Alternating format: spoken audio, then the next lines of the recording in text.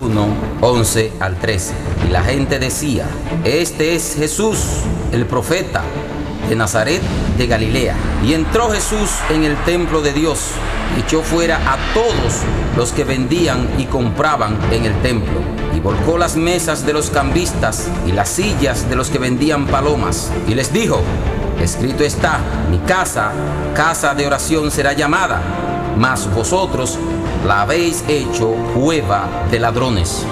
Y eso no es lo mismo que sucede hoy en los llamados templos de Dios, porque todo el mundo sabe que cuando hay cierta actividad con una superestrella del evangelio, los líderes acostumbran a cobrar dinero en la puerta de esos templos para poder entrar a escuchar la palabra de Dios.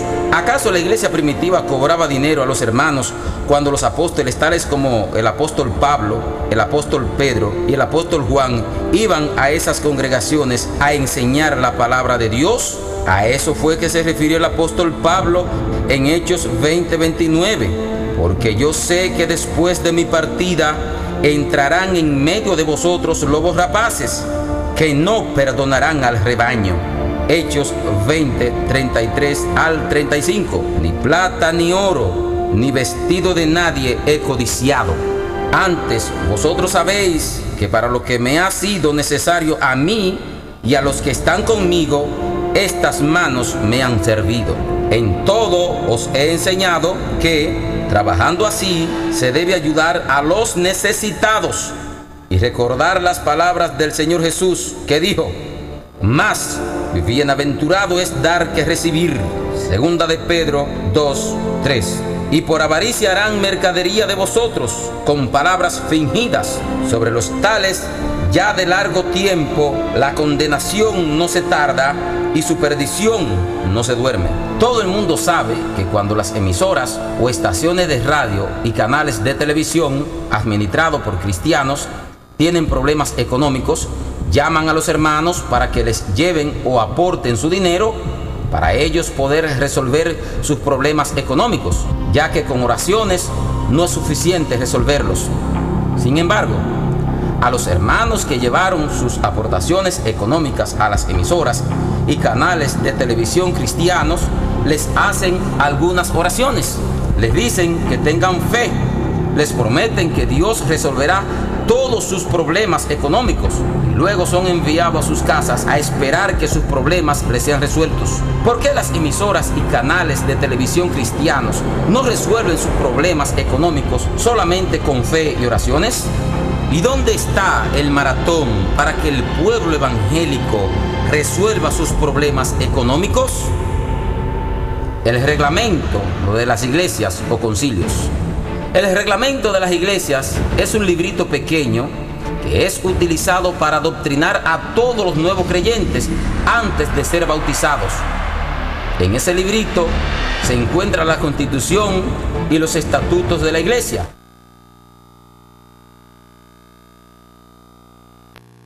Bien, de regreso con todos ustedes en su programa Guiado por Amor. Rafael Martí y José Bolívar Medina con el tema los pecados morales y los pecados que tienen que ver con la perdición del alma. Así es, esperamos que ustedes pues presten mucha atención, ¿verdad?, al tema que vamos a tratar hoy, tomando en cuenta que antes de, nosotros vamos a dar algunas pinceladas con respecto a otros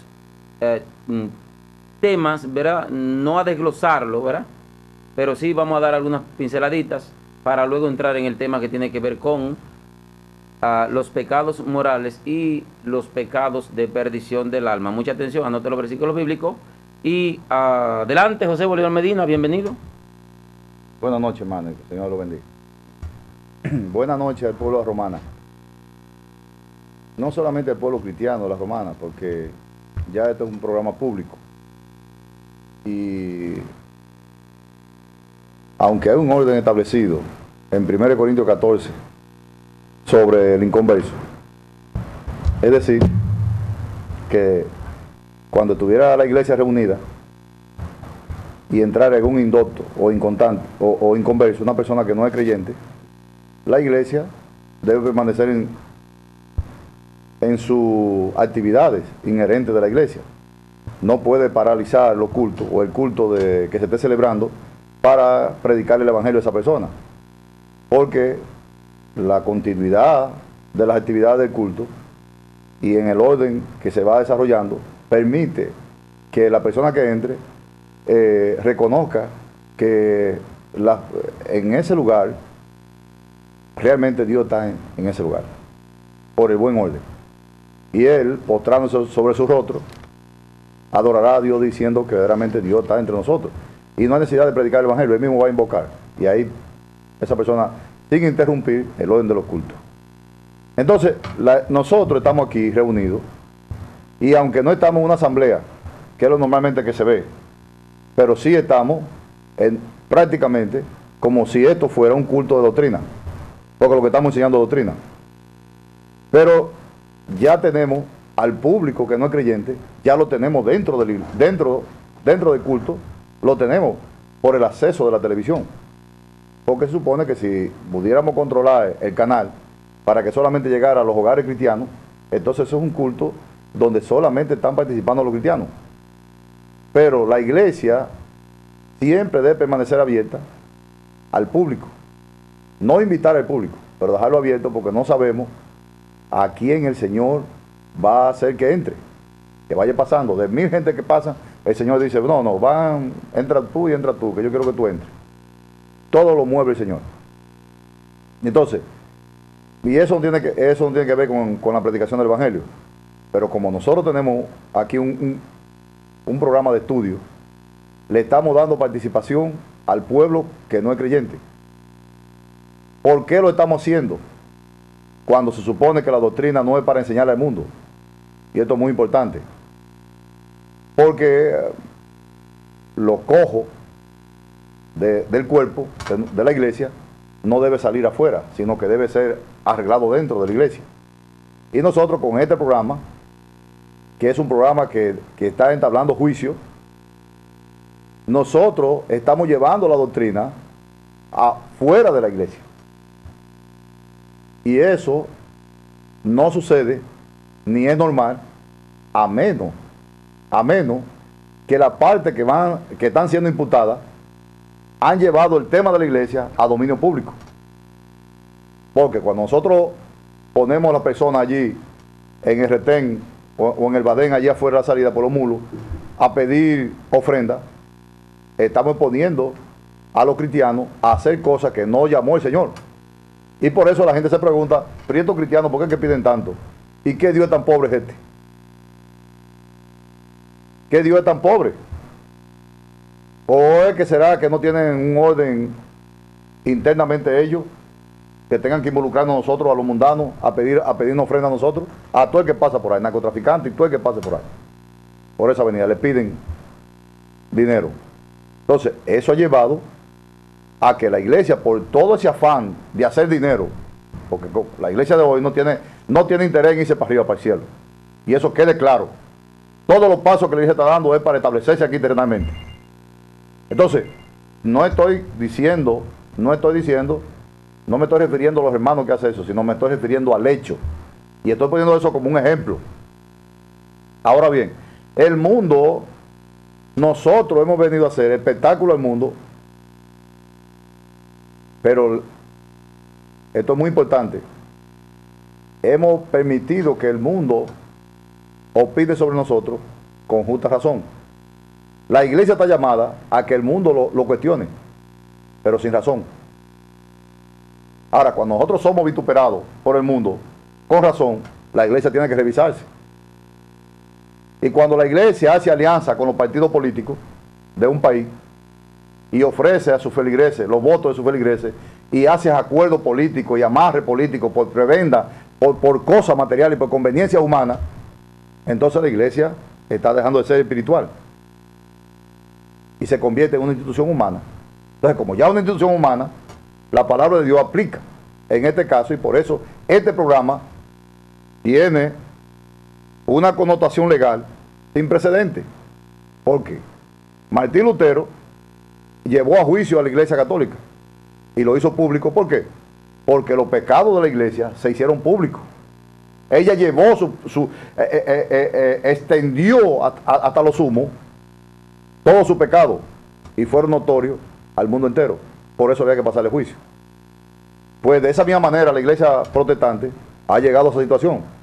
Y por eso este programa está, queramos lo que estamos aquí o no, quiera el pueblo o no, quieran los líderes o no, este programa está enfocado y está inducido a llevar a juicio a la iglesia protestante para que venga una reforma de todos los preceptos doctrinales que los concilios por conveniencias humanas y por apetencias personales han establecido para corromper el orden que fue establecido por el Espíritu Santo y los apóstoles, según consta en Hechos capítulo 2 versículo 20, en Efesios capítulo 2 versículo 20, pueblo romana, y consta en 2 Tesalonicenses capítulo 2 verso 15, y según consta en 1 Timoteo capítulo 1 verso 3, y por ahí nos iríamos citando escrituras que respaldan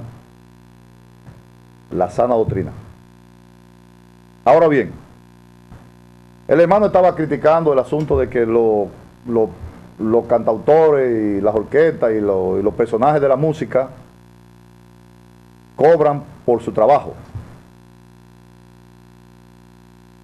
Y cabe preguntar al pueblo romano y pueblo cristiano y el mundo cristiano, a la iglesia mundial, cabe preguntar, ¿hay algún versículo en la santa y bendita palabra de Dios que diga que los músicos deben vivir de su trabajo en la iglesia?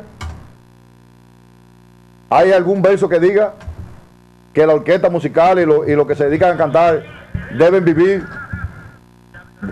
de la alabanza a Dios? ¿Deben cobrar por eso?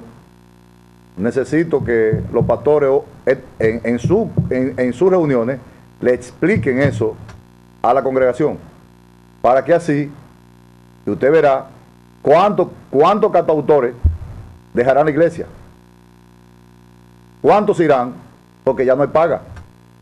Pero mientras los líderes y los concilios apoyen esta malsana costumbre, por avaricia, ellos seguirán cobrando.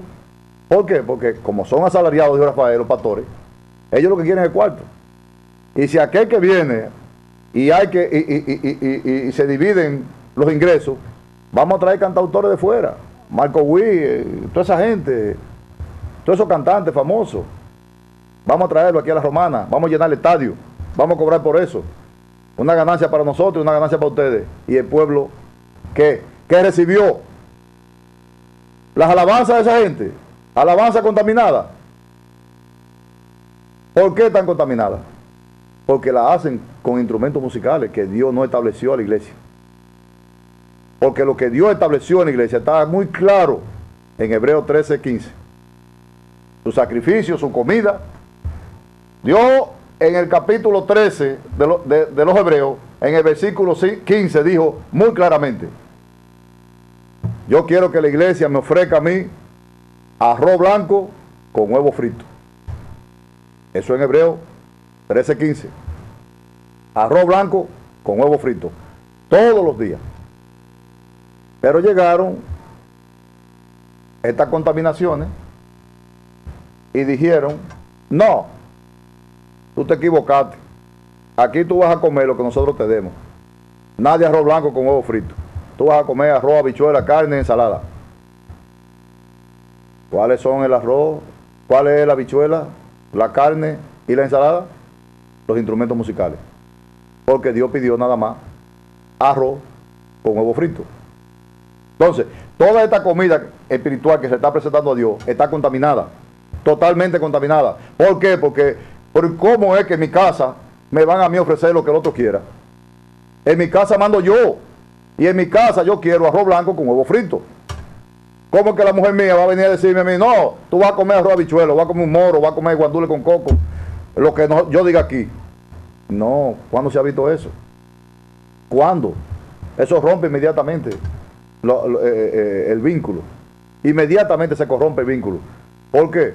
porque la mujer a punta de pistola está obligando a que el marido coma lo que ella quiere, cuando él, como cabeza de la casa, ha ordenado que lo que quiere es arroz blanco con huevo frito. ¿Cuál es arroz blanco con huevo frito? Por la romana, léalo. Hebreos 13:15. A ver si ahí dice que debe alabarse a Dios con instrumentos musicales. Dios dice, no, yo lo que quiero es fruto de labio. Y con eso ustedes me complacen. Qué afán tan grande de hacerlo mal hecho. ¿Usted sabe por qué es el afán? Primero, por el negocio que produce. Y segundo, porque la iglesia de hoy no se sustentaría en pie. Óigase bien, si le quitan los instrumentos musicales a la iglesia, se queda vacía. Todos esos templos costosísimos que han establecido estas iglesias, se quedaría, míreme, que comenzarían los ratones y la cucaracha a acabar con ellos. Y ese en pie y toda esa cosa. ¿Por qué? Porque el cristiano de hoy se iría. No aguanta alabar a Dios sin instrumentos musicales, porque entonces la carne que sostiene esos instrumentos, la alegría de la carne que sostiene esos instrumentos, ya no estaría. Por tanto, ¿qué hago yo aquí? Es lo mismo que si a la romana le quitan durante 60 o 70 días, le quitan los instrumentos musicales, nada más queda, ¿usted sabe lo que queda? De ahí para adelante comienza a quedar el tren cañero y el muelle lleno de lanchitas, porque comenzarían a irse la gente para San Pedro, para Higüey. No soportarían 70 días sin música. Ya comienza la sentencia de Randy extranjero a producirse sobre la ciudad de la Romana y sobre cualquier ciudad de este mundo. Entonces, el único ministerio que fue establecido por el Señor para que viviera la persona que recibiera esos ministerios y fueran enviados por la iglesia, porque déjeme decirle una cosa, así usted puede ser evangelista, puede en una iglesia haber 60 evangelistas, pero si el Espíritu Santo no manda ninguno, él no puede hacer uso de ese ministerio. Si la iglesia no lo manda, entonces cuando la iglesia lo manda, lo tiene que mandar sin nada, porque no hay ofrenda para eso, para esos fines. No hay diezmo para esos fines. El evangelista tiene que buscar las ovejas perdidas y allá Dios tiene los benditos, que muy pronto vamos a tener que enfocar el tema de las ovejas. De las ovejas del juicio de Mateo 25, 31 y 46. Ahí vamos, ya lo demostramos que las ovejas no es la iglesia. Y yo no sé qué explicación le habrán dado los líderes de que esas ovejas que ellos tanto pregonaron que era la iglesia, ya no lo es. Entonces, vamos a ver hacia dónde irán esas ovejas y por qué alcanzarán la salvación y por qué les será destinado la parte terrenal del paraíso futuro. Pero bien, ya sabemos que la orquesta y los músicos y los cantantes de la iglesia no están amparados por la palabra de Dios para vivir de ella. O sea, de su canto, de su supuesto amor y su supuesta alabanza al Señor. Ya sabemos que las Sagradas Escrituras no respaldan eso. Por tanto, solamente los libritos de los concilios y los pastores, por conveniencia, han establecido un ministerio musical a nivel mundial para mover esa ficha a toda parte del mundo y tener animadas sus congregaciones y sus eventos públicos mundanos, sus eventos mundanos que cuando lo hacen público. Pues bien, como el trabajo de los ancianos voluntarios, ya sabemos de antemano, y ya el pueblo romano lo sabe, que el salario que se está pagando a los líderes para que ellos le enseñen y los pastoreen a ellos, ese salario lo condena a ellos, terriblemente lo condena. Ya eso lo sabe, que el Señor no estableció en su nuevo altar, no estableció ingresos para los que ministran dentro del altar. Hebreo capítulo 13, versículo 10. Y usted confirma eso con 1 de Pedro, capítulo 5, versículo 2 y 3, donde dice que el trabajo de los ancianos es voluntario. Es lo mismo que si ahora mismo se anegara la ciudad de la Romana de Agua, la Defensa Civil y la Cruz Roja, ¿qué van a solicitar? ¿Qué personal van a solicitar? Un personal voluntario.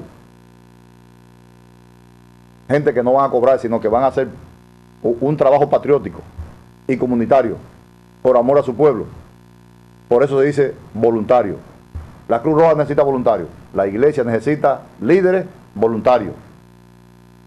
porque el trabajo es voluntario. ¿Por qué es voluntario? Porque el altar que le fue establecido a la iglesia, le fue eliminado los ingresos, según consta en Hebreos 13:10. No deje nunca, pueblo romana, que le traigan el altar mosaico, porque si usted deja que le metan el altar mosaico dentro de la iglesia, entonces todos los impuestos que rigen el altar mosaico va a aplicar a la iglesia, que eso es lo que han hecho ellos. Están cobrando el diezmo levita, están cobrando de la primicia, están cobrando los frutos y están cobrando todo lo que tiene que ver con el altar mosaico y que genera ingresos. Ellos lo han establecido en la iglesia. ¿Cuándo los concilios y pastores pedirán perdón a la iglesia por el gigantesco robo que han cometido desde que comenzaron a cobrar el diezmo? Porque ustedes saben que la única iglesia la iglesia que empezó a cobrar el diezmo durante muchos años se mantuvo sola fue la iglesia del Séptimo Día. Pero como ustedes vieron que ella creció rápidamente y que tenía a sus pastores bien asalariados, los concilios dijeron, no, vámonos por ahí. Ahí es que está Dios. O mejor dicho, ahí es que está el dinero. Bien. El tema de hoy es un tema, como todos los temas, extremadamente trascendental. Porque el conocimiento de lo que vamos a enseñar ahora le permitirá al pueblo romano y al mundo cristiano comprobar la timación que han recibido en toda la doctrina, en toda la sana doctrina. ¿Por qué? Porque han aprovechado la ignorancia de la iglesia para emitir juicio, mire, juicio a priori. Ese yo no lo quiero ver ahora. Cuando yo me dé la santa voluntad de verlo, es que yo lo voy a ver. Ya usted ve cómo es el régimen de estos dioses. Pero vamos a entender todo esta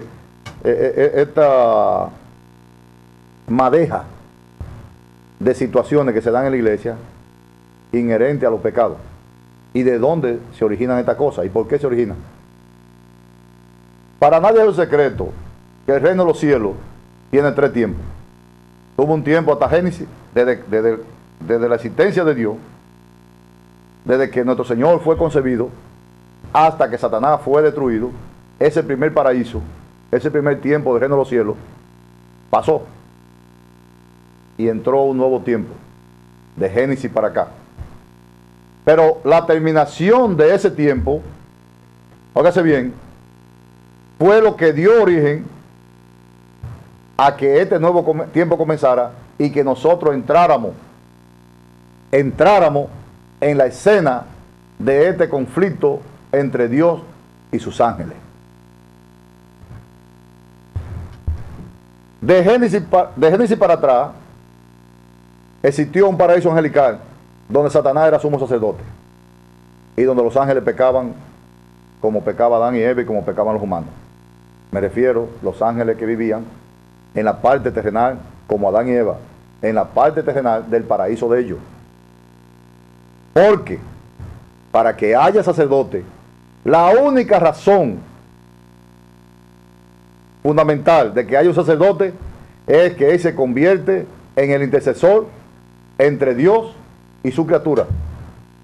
El sacerdote está para interceder por el ignorante. O sea que en todos los tiempos que haya sacerdote, habrán gente débil e ignorante.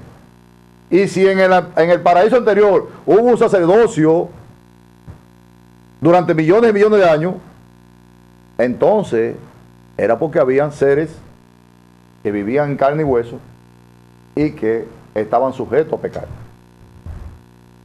No crea que lo que veremos en el futuro será distinto a lo que hubo antes de Génesis o a lo que hubo en tiempo de Adán. Ya lo veremos. Entonces, ese paraíso colapsó.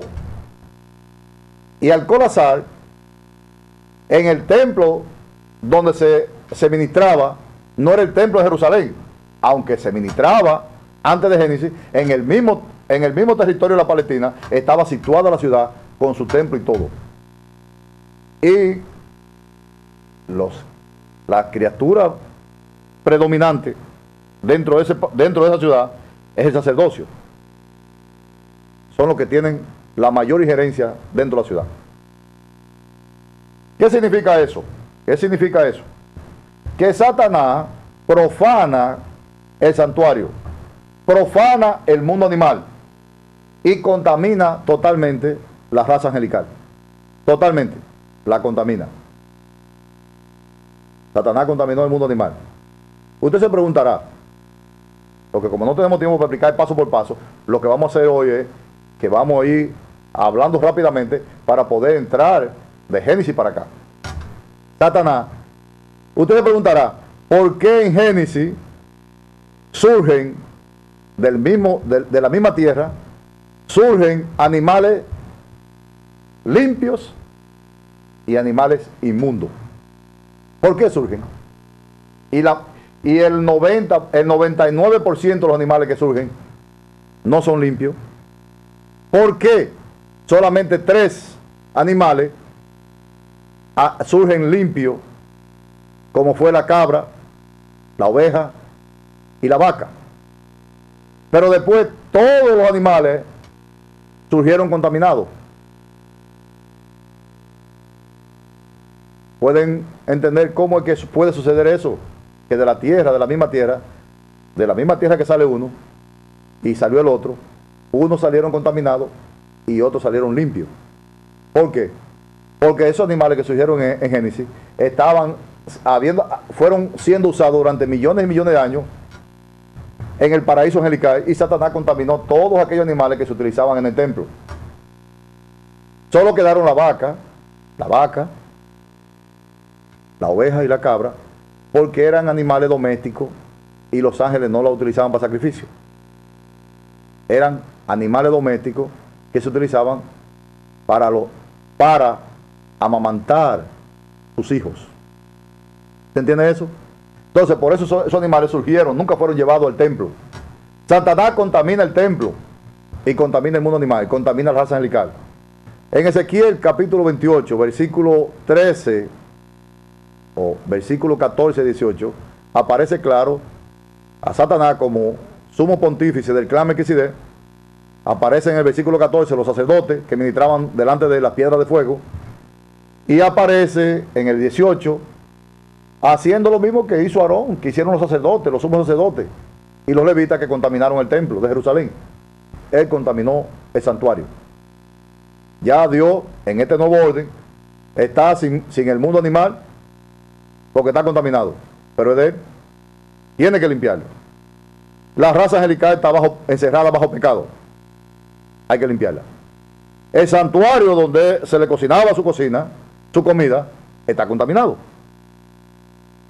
En Job capítulo 15, versículo 15, dice que ni aún los cielos eran limpios delante de los ojos de Dios. Por eso Satanás, de Génesis para acá, podía entrar como perro por su casa a la presencia de Dios. Y no solamente podía entrar, sino que se le dio el oneroso cargo de fiscal general del Tribunal Supremo, allá en el cielo. Y hasta la cruz, todos los casos, tanto de los humanos como en todos los sentidos generales, se ventilaba en el Tribunal Supremo, y hasta la cruz, como el cielo estaba sucio, Satanás entraba. Pero de la cruz para acá, Satanás no puede ni siquiera mirar para allá arriba, porque ya no se halló lugar para él. ¿Por qué no se halló lugar para él? Cuando todo el tiempo estuvo ahí, porque ya fue limpiado. El santuario celestial fue limpiado. Ahora bien, y ya tiene un sumo sacerdote, que es nuestro Señor Jesús, en sustitución de Satanás.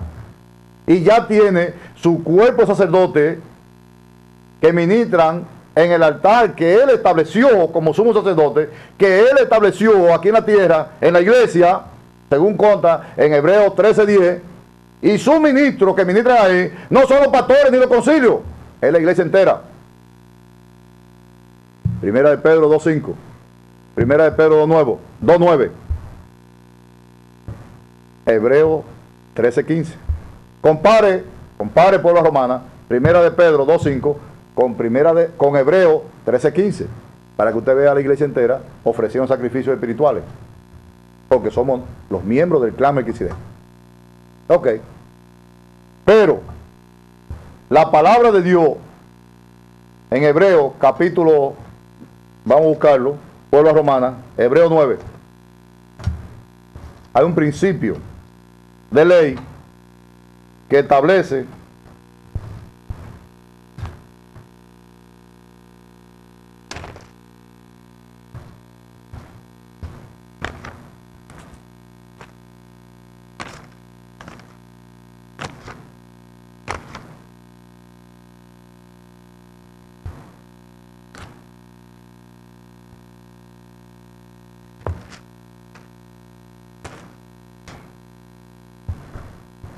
Hebreos 9.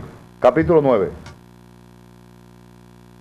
Dice así, el versículo, pueblo romana, verso 22. La palabra de Dios dice, y casi todo es purificado, según la ley. ¿Cuál ley? La eterna ley de Dios. La copia que se le dio a Moisés en el monte Sinaí. La copia de una ley que es eterna. Vuelvo otra vez. Y casi todo es purificado, según la ley, con sangre. Y sin derramamiento de sangre no hay remisión. Esto es algo muy importante que deben sentarse a meditar. Lo primero es que para Dios redimir a su criatura, tiene que haber una sangre propicia. Pero si miramos de Génesis para atrás, no había sangre propicia. Ni del angelical, ni del mundo animal. No había nada propicio para enfrentar el problema de los ángeles. Y la contaminación del santuario. Y la contaminación del mundo animal. Y la contaminación de los cielos. No había sangre propicia para eso. Dios, en su infinita sabiduría, sabiendo que el conflicto con aquel que se enfrentó a él antes de Génesis se iba a prolongar, Dios establece la creación de un nuevo orden. Y en ese nuevo orden iba a crear una criatura nueva, inferior a los ángeles, pero con la inteligencia de poder controlar el mundo animal. Ese es el propósito que se nos ha enseñado, nada más. Ese es uno, pero no es el más importante de los propósitos por lo que Dios creó al hombre. El propósito fundamental de que Dios creara a Adán fue única y exclusivamente, el más importante, es para cuando a su tiempo Él ordenara a Eva y a Adán que se allegaran a su tiempo, porque todo para Dios tiene un tiempo. Cualquier cosa que se haga, aunque se vaya a hacer en el futuro, en el tiempo de Dios, y se haga antes, todo eso es pecado, porque viola la ley que Dios estableció. Usted no va a hacer esto hasta que yo diga. Cuando nosotros no esperamos en el cumplimiento de la palabra de Dios, entonces todo se tuerce y todo se corrompe. Del vientre del nacimiento, de la unión de Adán y Eva, saldría, cuando Dios lo ordenara, óigase bien, saldría un primogénito. Y ese primogénito iba a ser utilizado en sacrificio para purificar el santuario celestial. Oiga bien, purificar el mundo animal, para purificar los cielos, con esa sangre rociada, que iba a ser santísima, cuando se hiciera en el tiempo en que Dios ordenara, o había ordenado. Pero muy importante esa sangre es que aceleraba el juicio de los ángeles. ¿Por qué? Porque la misma ley de Dios le prohíbe al Altísimo juzgar a los imputados sin antes ofrecerles reconciliación. ¿Por qué? La ley de Dios está sujeta al tribunal. Pero como Dios no solamente es juez, sino que es Padre, es Dios. y creador de su criatura, vea, no es solamente juez, tiene otras atribuciones que estarían en confrontación con la ley. ¿Por qué? Porque la ley dice, el que pecare morirá. Pero Dios tiene una atribución por encima de la ley, que es su atribución de ofrecer sus derechos como creador, como padre y como Dios supremo, de ofrecer un salvaconducto a los que están para juicio. O sea, Dios no es un Dios malo, Dios no es un Dios arbitrario, es un Dios de amor. Y por eso, Él establece reconciliación antes del juicio. Pero la reconciliación no puede hacerse de palabra, no tiene validez, hasta que no aparezca la sangre que se va a ofrecer por esa reconciliación de esos pecados y de todas esas iniquidades en contra de la ley de Dios.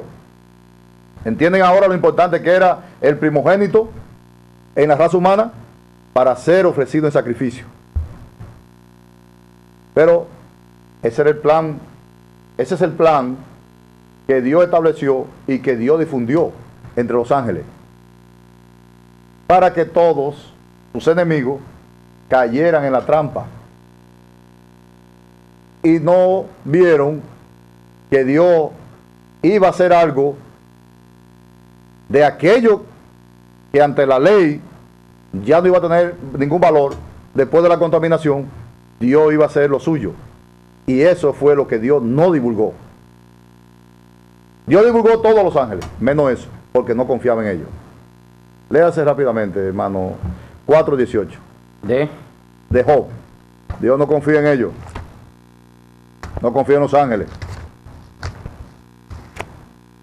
Son más necios que nosotros. Job, capítulo 4, versículo 18, pueblo sagrado de la romana. Dice: he aquí, en sus siervos no confía, y notó necedad en sus ángeles. Ya ese verso, no hay que explicar más nada. Es la palabra de Dios. Es Dios que está diciendo que Él no confía en ellos. No soy yo, no es Rafael. Dios no confía en ellos. Eso es para que se acabe el amor. Ay, que los ángeles, que esto, y que los ángeles, para que se acabe eso. Dios no confía en ellos. Por eso le puso un velo a la mujer, que se cubriera la mujer, no un velo, el velo es un mandamiento humano. Le puso que la mujer se cubriera la cabeza con un mantillo. ¿Para qué? Por causa de los ángeles. Porque no confía en ellos. Aún con lo que pasó en Génesis 6, ellos volverían a hacer lo mismo si no ven la señal. Porque el que la mujer se cubra es señal para los ángeles, no para el mundo, sino para los ángeles recordasen lo que le pasó al grupo de ángeles en Génesis 6. Pero bien, entonces Satanás tenía que concentrar. Dios lanza a Satanás, en vez de meterlo o de llevarlo a prisión de oscuridad, Dios no hace eso, sino que Dios lo lanza al Hades, a los lados del abismo, y permite que así como la pitonisa, la divina de Endor, pudo traer a Samuel, óigase bien, por esa vía Satanás podía salir con todos sus ángeles, muy fácil. Y Dios lo permitió tranquilamente. Se sentó a mirar en la trampa que Satanás iba a entrar. Había aceleradamente que corromper la creación de Dios. Y Dios le facilitó el trabajo y no le puso un vallado angelical a Adán y a Eva para que Satanás no pudiera penetrar, porque Dios no quería. Eso es lo que se da a entender y se ha enseñado, que Dios no quería que Adán y Eva pecaran. Cuando Dios quiere proteger a un hombre y quiere mantener su comunión con él, lo protege. Y ese es el caso de Job. Cuando Satanás quería tentar a Job, no podía. ¿Por qué? Porque había una compañía de ángeles protegiendo a Job. Y Satanás le reclama a Dios: quítale, tú le has puesto un vallado, no puedo llegar a ese hombre. ¿Y por qué Satanás no le reclamó a Dios en el caso de Adán y Eva? Porque llegó y entró como perro por su casa al huerto del Edén. Ahora Satanás tenía que hacer el trabajo, que era corromper el vientre de Eva, para que lo que saliera de ahí para adelante de Adán y Eva, no sirviera para sacrificio, su sangre no fuera propicia, y de esa manera la confrontación se prolongaba. Y el juicio, porque no puede haber juicio, el juicio se quedaría indefinido hasta que no apareciera la sangre. Porque Dios, ya queda claro, no puede jugar ni una cucaracha si no hay sangre de reconciliación. Por decir una cucaracha, porque los animales están exentos de eso. Los seres humanos y los ángeles, que son las razas pensantes, y que Dios le habla su ley, no son sin causa, son culpables. Entonces, Satanás tenía que impedir eso, porque impidiendo eso, ¿qué sangre conseguiría Dios de ahí para adelante? Ya no podía ser otra criatura nueva, ya no podía. ¿Por qué? Porque en cada paraíso habrá criatura nueva. Ya lo hubo en el paraíso angelical. Ahora en los humanos, él hizo un hombre. ¿Se entienden eso? Entonces ya él no podía, si fracasaba eso, ya no podía. Y entonces Satanás le daría un zarpazo legal a Dios y lo destronaría inmediatamente. Pero Satanás no solamente pensó en eso, sino que pensó que introduciendo en la raza humana a su primogénito, que es Caín, siendo la tierra sagrada de Palestina tierra de sacerdote, pero del clan Melquisedec. Póngase bien, del clan Melquisedec, porque el clan arónico levítico tenía su tiempo, su dispensación, pero el sacerdocio de Melquisedec es eterno, y si es eterno, la tierra sagrada y la ciudad le pertenece a ese sacerdocio. Pero como Satanás había sido suspendido de sus funciones como sumo sacerdote del clan Melquisedec, y con él se fueron más del 70% de los sacerdotes angelicales que estaban debajo de él, o mejor dicho, los levitas angelicales, se quedaron siempre en cada cosa que sucede, en cada situación positiva o negativa, Dios siempre se reserva un remanente. Y quedaron allá con Dios varios sacerdotes levitas, que esos eran los que bajaban de tiempo en tiempo a negociar con los patriarcas y se convertían en humanos. ¿Por qué se llamaban Melquisedec? Porque ellos son... Le pregunto yo a ustedes, ¿habrá papeles aquí para mencionar los nombres de los levitas? ¿Cómo se distinguía ellos, los levitas? Cuando usted decía, miren los levitas, ya no hay que mencionar los nombres de ellos, eran levitas. Cuando se mencionaba un sacerdote de Melquisedec, decía, mire a Melquisedec. ¿Usted entiende eso? No era que se llamaba, sino el clan al que él pertenecía, es el clan Melquisedec, al que el Señor ahora ocupa y se sienta a la diestra de Dios como jefe del clan Melquisedec. O sea, ocupa el lugar que Satanás tenía durante el periodo angelical, que fue un periodo durante millones y millones de años. Había que contaminar el vientre de Eva, pero Satanás tenía el problema. No podía hacerlo a través del sueño, que es una de las formas de los ángeles tener relaciones sexuales. No podía ser a través de la posesión de Adán, porque entonces el hijo sería contado en Adán. ¿Qué tenía que hacer él? Comenzó a buscar, que ya él lo conocía, durante millones de años bregando con los animales. Él sabía qué especie de bestia tenía el mayor razonamiento. Que no había que hacerlo, que no había que, óigase bien, no había que darle tanto palo como le dio Balaán a la burra, para que la burra hablara y le dijera, mira, ¿por qué tú me maltratas? No soy yo, es ese que está ahí que me está impidiendo coger para allá.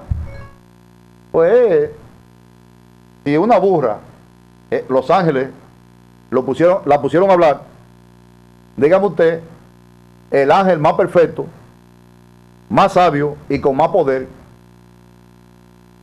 que tiene la raza angelical. Poseyó un rectilíneo una serpiente que caminaba en dos patas, con cara de serpiente y con cuerpo de como el Homo erectus, y esos grandes bestias que hoy aparecen, y los teólogos de la iglesia no tienen ninguna respuesta al mundo científico que darle, porque no saben hablar del paraíso anterior a Génesis. No, en Génesis fue que se formó todo. No, en Génesis se formó el paraíso de los humanos, pero dentro de un caos, que es este universo que vemos, que se produjo una explosión antes de crear Génesis, de ese antiguo planeta donde moraban los ángeles en cuerpos humanos, y donde la ciudad estaba establecida, y su lugar de origen es lo que hoy le llaman la tierra de Palestina, la tierra sagrada de Palestina. Porque si la ciudad bajara, la ciudad santa de Jerusalén bajara ahora mismo, ocuparía el territorio desde el Negué hasta el monte Líbano, bajaría y aplastaría toda la Palestina, porque ese es su territorio. Por tanto, si es territorio de los sacerdotes, porque la ciudad de Jerusalén es una ciudad de sacerdotes. ¿Entiendan eso? ¿Por qué usted cree que la ciudad que figura, que es Jerusalén, el 80% de los habitantes de Jerusalén eran sacerdotes, levitas y de los descendientes de Aarón? Usted veía que Caifás tenía un palacio, el sumo sacerdote, un palacio. ¿Por qué? Porque la ciudad, que es una figura, Jerusalén, es una figura, imagínense la hora, ya no en figura, sino imagínense la dimensión que es la ciudad celestial, estacionada en todo su territorio. Pues ese territorio pertenece al clan Melquisedec. Y hasta que Satanás no fuera juzgado, óigase bien, él conservaba su derecho de sumo sacerdote. Hasta que no apareciera una sangre propicia, él conservaba que es la que predispone la ley al juicio, que predispone al juez a aplicar el juicio, porque apareció la sangre y la reconciliación. Los que no lo acepten ya se van para el juicio. ¿Usted entiende eso? Entonces, Satanás introduce en el vientre de Eva su primogénito, y ahí se genera el pecado entre los humanos. Pero ya la raza angelical estaba contaminada de todo. Ahora, con la unión de Satanás con Eva y el producto de ese pecado, Dios encierra, para que se cumpliera su palabra, encierra todo bajo pecado. Ahora está la raza humana contaminada. Pero siguen tres animales, siguen limpios: la oveja, la cabra y la vaca. Esos tres animales son los que se sacrificaban en el templo de Jerusalén por los pecados de Israel. Pero ¿por qué en la India, en una nación inmensa, por qué la vaca es considerada sagrada, que no se puede matar? ¿Por qué en la India no se puede matar, es sagrada? ¿Y por qué en Israel sí es propicia para que sea matada, para limpiar contaminaciones? ¿Por qué? Porque el ángel, el príncipe satánico que gobierna la India, dentro de los 7 arcángeles que están con Satanás, a él no le gusta que maten la vaca, y la consideró sagrada. Entonces, ese es el Dios de la India, no es el Dios de Israel, porque el Dios de Israel ordenaba el sacrificio de animales. Entonces, eso es para que usted vea cómo se mueve el mundo espiritual, cómo suceden cosas que son inexplicables, pero esa es la razón. Esa es la razón. Entonces, entra el pecado en los humanos. Pero, al entrar el pecado entre los humanos, hubo que añadirle a la ley de Dios un pecado, que es el pecado que se le llama el sodomismo, que se supone que como Dios ordenó a Adán y a Eva para que el hombre se allegara a su mujer, como los preparó internamente a ellos dos, ambos quedaron para desearse el uno al otro. No Adán desear a otro hombre, ni Eva desear una mujer. O sea que el lesbianismo en la mujer y el homosexualismo en el hombre no iba a ocurrir nunca. Pero ¿por qué vemos eso ahora? ¿Por qué lo vemos entre los humanos? Simplemente porque Caín es el padre de las naciones gentiles. y es el producto de una relación angelical con un ser humano. Y eso, los genes de Caín, lo heredamos todos los gentiles, y por eso que usted ve cómo los gobiernos, mayormente, están infectados de homosexuales, cómo nuestra sociedad se está infectando de homosexuales que nacen, que los científicos no encuentran cómo es, de dónde sale este problema de los homosexuales. Ellos saben que hay una sola forma de ser homosexual, pero no que se nazca. Ellos no saben por qué se nace. Ellos lo que saben es que las personas que consumen mucha droga tienden en un 80% a desear otro hombre, o una mujer desear otra mujer. ¿Por qué? Porque las glándulas endocrinas dejan de producir, por el exceso de alcohol y de droga, dejan de producir la sustancia que regula los niveles, tanto en la mujer como en el hombre. Y cuando esos niveles ya no, la sustancia no existe, deja de surtir el efecto, entonces tanto la mujer como el hombre se convierten en 50-50. Y entonces, atienda bien, entonces se convierten en un ser con condiciones hermafroditas, aunque no tienen sus dos partes, porque esa condición de 50-50 la adquirieron gracias al excesivo uso de alcohol. Entonces esa persona quiere sentir por todos los lados. Pero eso es otro tipo de homosexualidad que se produce por un asunto clínico. ¿Se entiende eso? Pero lo que es de índole genético, los científicos no saben eso. Pero la Biblia enseña muy claramente que todas esas deformaciones vienen ¿por qué? Por ese ser que nació, producto de esa unión, Caín. Ok, nace Abel,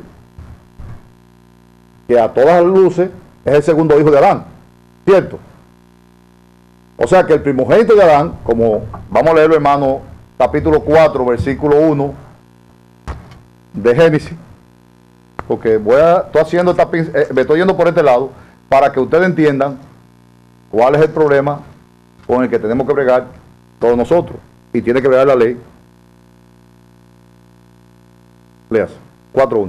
Génesis 4.1 dice: conoció Adán a su mujer, Eva, la cual concibió y dio a luz a Caín, y dijo: por voluntad de Jehová he adquirido varón.